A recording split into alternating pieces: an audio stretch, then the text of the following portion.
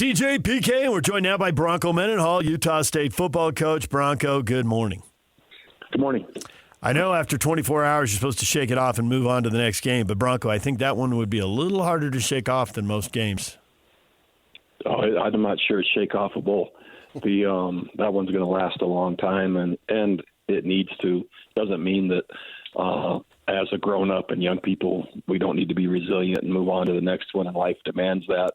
But there's also, man, sometimes there's just experiences in your life that they don't go away. And for the team, for the players, for the program, man, really, really believed we were not only going to win, but win it multiple times. And that was difficult. You remember years ago you said you go into games, you prepare, you study, you do all this stuff, and then you get there and the game turns out nothing like you anticipate. And I remember you said that, and that stuck with me all these years. And so the fact that you lost obviously does sting. But the thing that in Vegas, of all places where you bet, there's no way I would have bet that your defense held them down to the level that it did. I mean, if you would have won the game, I would have thought it would be high scoring, and yet really it wasn't, especially considering that, at the end there, those points came in overtime. But that was just shocking to me, the way the game played out. The preparation of our defense and the momentum they're generating has been remarkable. And 23 points in regulation, 29 total is the fewest they've had. That's with 2 overtimes, the fewest points they've scored the entire year against anyone. And to your point, I'm never sure how the game is going to play out once we kick it off. We had planned and prepared for a game just like that. We didn't know what the score was going to be, but we knew it was going to come down to someone kicking it at the end or trying to get a 4th down stop or something. Never imagined we'd have a short field goal with 2 seconds left in control, and then it's overtime, and they missed the field goal, and we don't put it through again. The defense just over and over and over again in that game answered the call and held them to field goals or 4th down stops or turnovers, and just super proud of them. And the entire organization went ready to win the game, viewing it as a title fight, and really knew that winning that game kept us in the Mountain West Conference championship race, and the kids really believed that was possible. You're famous for saying there's 4 or 5 plays that turn a game, but I feel like this is a game where there were 10 or 12, and you might tell me, I've watched the film and there were 20 or 30, and I'd probably believe you if you said that because there were so many crazy things that happened. There was a moment early in the game, and obviously if this had happened, everything would have unfolded differently afterwards. But you get the touchdown, and there's a penalty on them, and it moves at half the distance to the goal. And immediately, I forget who it was, but the analyst on the TV broadcast is like, oh, this is a chance to go for 2. When you get that penalty, you got to think about that. Did you think about it? How close did you come to doing it? Because obviously you kicked the 1. No, just split second, but I didn't think it was really relevant at that point. And a single point would matter. We missed an extra point early in the game. And again, as it's already been well documented, we were 10 for 10 of field goals with no mixed extra points the entire year. And it's been really a strength of our team. And I just believed we'd play well enough and we would get the point back at some point. And I just didn't feel like that was the time. I was wondering about the play calling, particularly after UNLV didn't score in the first overtime, because I was unsure of what was going on with the confidence of the kicker. Could you speak to that? We relatively conservative, as you saw, and just believed we were already in range. And the history of the season, even though it wasn't going well that game, just like I couldn't make myself believe we weren't going to put that one through, and that the average would back out to how we truly are capable and how we would truly kick. And so, more conservative than probably anyone would have liked. Really, just believed he would make the kick.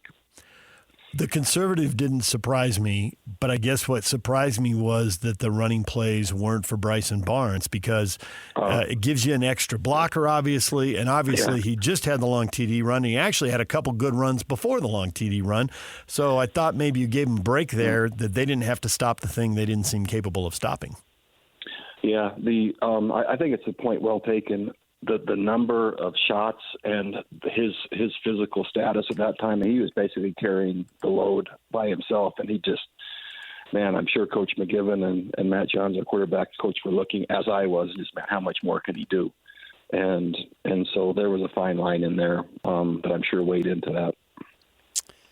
If I told you that you could get Bryson Barnes back for another year, but you had to give up at least 1 or 2 years of your life, would you still say yes? Well, that's an easy trade. Yeah, I'm taking him every time because the quality, right? The quality of those years, that's going up. There you go. I'm going quality over quantity. I got to admit, when he started in on it, I thought he was going to go with Ronnie Lott's Pinky story again. No, I'm talking I know. right to the end there, the big life. Yeah, I mean, the kid is just amazing. You got to love the way he plays. The number, he was sacked 7 times in that game, and the number of hits even after he's delivering it, and then he has a quarterback draw for about 70, and then he scrambles at the end and puts us in field goal range. It just, I shared with him over the weekend that I'm not sure I've ever seen a player at that position play as courageously, as resilient and determined week after week after week. It's a privilege to be his coach. He has been your leading rusher, I think, in 4 games this year, and hasn't missed a game, which in this era, we're seeing quarterbacks get hurt all the time.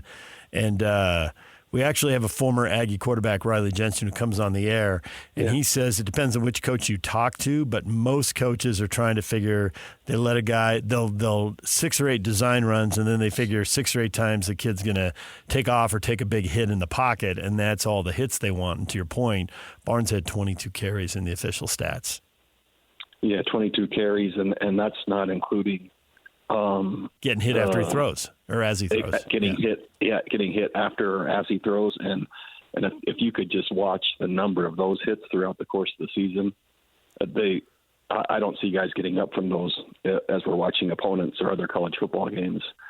And the daily example of just fierce toughness and getting off the mat over and over again is just, it's remarkable. And for more than anyone, I would love this season. I'd love to go on the road in Fresno and play well and win. I'd love to have Boise come in for our last game and play well and win. Love for him to get a chance in postseason to play well and win, just because of everything that he's done for this program and who he is. Well, to me, that would be an easy way. Not easy, but at least a reasonable way to put this game behind you, because bowl eligibility is on the line, and you just spoke to it right there. So I would think the team would be able to gather itself and get the focus necessary to play Fresno State. Oh, I think they will, and young people are resilient. But I also know in my team meeting this morning, right, they're hurting because of what they put in, and we basically had won the game twice. And that was the shocking part to everyone, is walking off knowing that in almost every phase we had played well enough and their preparation held. And it was a significant kind of moment for this team and the program. And then we didn't win. And so, it stung. And the team was quiet and they're somber. They'll be resilient and focused, and they will respond. But I also have to be realistic in letting that process play out. And I was asked after the game, I don't know, what that looks like. And there's a pretty typical model in the world of social science, right, that usually starts with anger or sadness, and then denial, like, man, that didn't happen, or that couldn't have happened, right? And then a withdrawal where you need just a minute to kind of get it together. And then there's acceptance where you reframe it and then you go. And I think what sports teaches so much is, because we play next week, right? We're into the next opponent today. You're not really allowed a lot of time to work through that process. And so you learn to expedite that. My wife gets furious with me because I'm a fast mover on her, but I've been trained to do that, because so many rely on me to be able to do it. Yeah. And so we're passing that on to young people, but also, they have till tonight, right, when we actually practice or start moving through what our opponent does, and they're still working through that process, and we all have to go through it. And then there's kind of a look in their eye or a way they carry themselves where you can see, okay, we're ready. They don't get more time than today, and if they take more time, it gets in the way of the next one.